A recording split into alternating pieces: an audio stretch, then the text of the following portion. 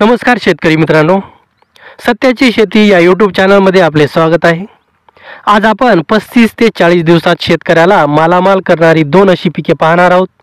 ह्या दोन पिकांना ॲव्हरेज भाव जरी मिळाला तरी ही पिके शेतकऱ्याला मालामाल करून जातात, पण जर या पिकाला चांगला भाव मिळाला तर शेतकऱ्याची चांदीच झाली असं समजायचं।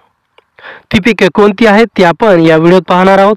त्यासाठी हा व्हिडिओ शेवटपर्यंत बघा आणि आपण जर या चॅनलवर नवीन असाल तर सत्याची शेती या चॅनलला सबस्क्राइब करा, लाईक करा आणि शेअर करा।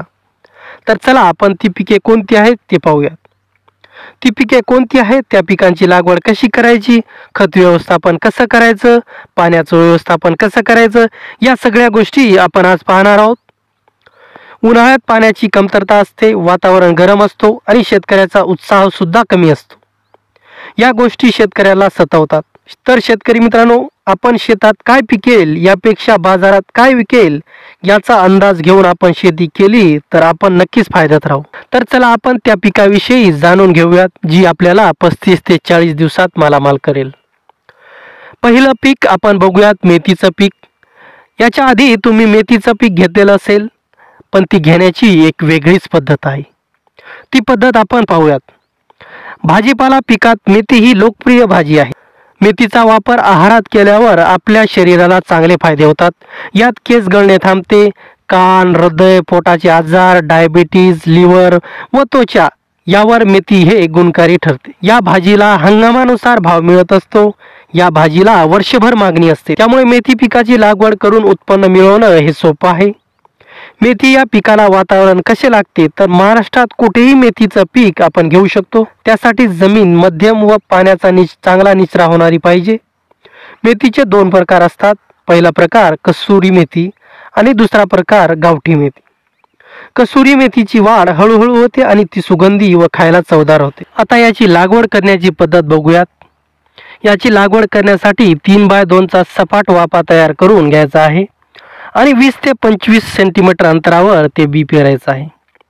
साधारणपणे 20 ते 25 किलोग्रॅम बियाणे एकरी लागेल। मेथीची लागवड केल्यानंतर लगेच म्हणजे 4 ते 5 तासात पाणी द्यावं लागेल। 10 ते 15 दिवसात 10 लिटर पाण्यात 10 किलोग्रॅम युरिया विरघळून त्याची फवारणी करावी लागेल। मेथीला 4 ते 6 दिवसाच्या अंतराने नियमितपणे पाणी द्यावे लागतं। यावर येणारा रोग म्हणजे मर रोग आहे, त्यासाठी योग्य औषध घेऊन मारायचं आहे। आता काढणी आणि उत्पादन किती होईल, जवळपास 35 दिवसांनी याचं उत्पादन चालू होतं। त्याच्या आपल्याला जुडव्या बनाव्या लागतात आणि त्या बाजारात विकाव्या लागतात। याचं एकरी उत्पादन पाहिलं तर साधारणपणे एकरी 10 टनापर्यंत याचं उत्पादन आपल्याला मिळतं। आता आपण दुसऱ्या पिकाविषयी बघू जे आपल्याला 35 दिवसात मालामाल करतं, ते म्हणजे कोथिंबीर। कोथिंबीरीचं उत्पादन भरपूर निघतं आणि त्याची मागणी सुद्धा वर्षभर असते आणि उन्हाळ्यात त्याचा भाव हा जास्त असतो। उन्हाळ्यात शेतकरी कोथिंबीर पीक लागवड करत नाही, कारण उन्हाळ्यात त्याची पाने करपतात आणि उत्पादन कमी होतं। पण योग्य नियोजन करून जर आपण लागवड केली तर आपल्याला चांगल्या प्रकारे उत्पादन मिळू शकतं। कोथिंबीर लागवड कशी करावी, त्यासाठी जमीन कशी पाहिजे, या सगळ्या गोष्टी आपण पाहूयात। यासाठी जमीन मध्यम ते हलक्या जातीची लागते। कोथिंबीर सुद्धा वाफे तयार करूनच लावावे लागतात। त्यासाठी 15 सेंटीमीटर अंतरावर आपल्याला त्याची पेरणी करावी लागेल। साधारणपणे एकरी 25 ते 30 किलोग्रॅम बियाणं लागतं।